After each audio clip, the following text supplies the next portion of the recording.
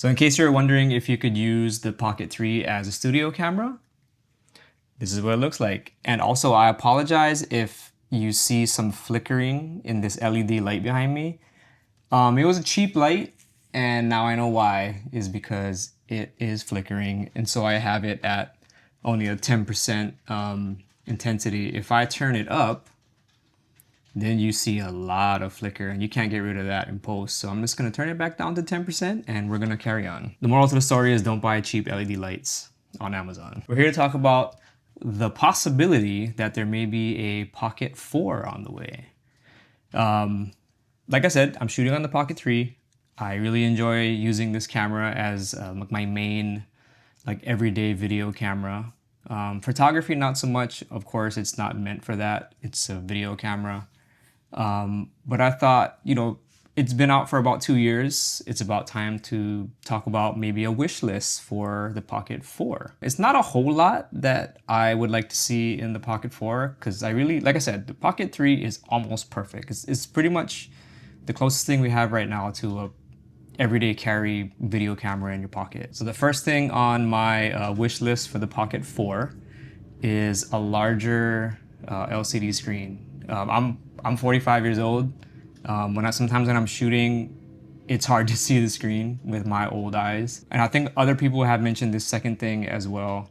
It's a built-in ND filter, kind of like the ZV series of Sony cameras or the Fuji X100 series.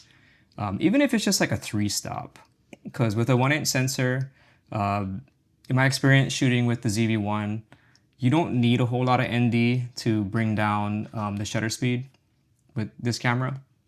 And actually right now I have a variable ND attached to it, and I leave it on all the time, even when I'm shooting in here, because the minimum 1-stop setting is fine. It doesn't cut too much light even when you're shooting indoors, and it's a 1 to 5-stop ND filter.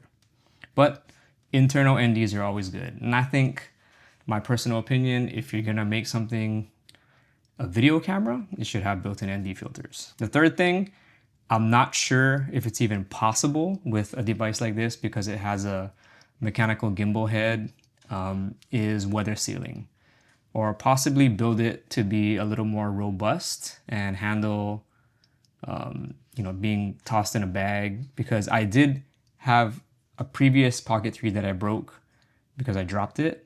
Because those of you who have the Pocket 3 know that it's made of plastic. And so if you drop it, it's not gonna handle that very well. The fourth thing, I'd like to see more manual control buttons on it.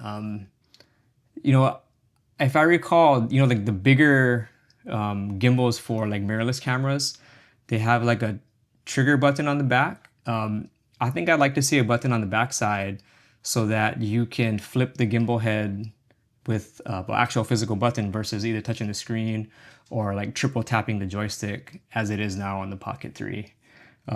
Maybe one more function button on the front side that you could assign to changing frame rates or custom settings. I'm old school, so I don't like to use touch screens a lot. I like physical buttons.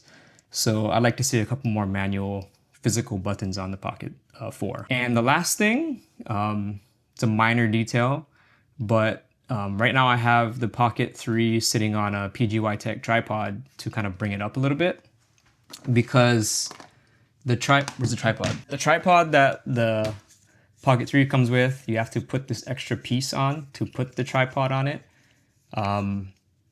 And it sits a little too low on the desk.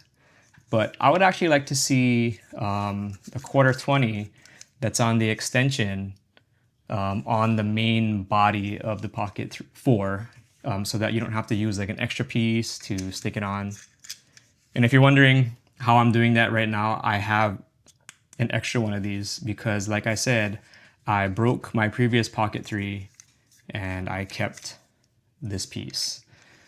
Yeah, that's about it. I mean, tripod mount in the bottom, more physical controls, weather sealing, ND filter, and a bigger screen. That's pretty much all I need. Other than that, if they are making a Pocket 4, I'm sure it's going to be pretty great little camera. So the last thing I'll mention before I wrap this video up is that none of the videos I make are sponsored. I mean, obviously, I think I have like 600 something subscribers right now, so why would I have a sponsored video?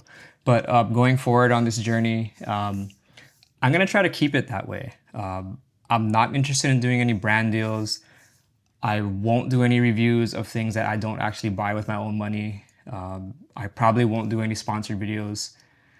This is not my main, this is not any source of income, but I have a regular job that a regular 9-to-5 job, and I do YouTube for the love of the art of making videos. And I am gonna do everything I can to keep it that way. And I'm saying this at the end of this video so you out there watching this can keep me accountable to my words as we continue to make these videos.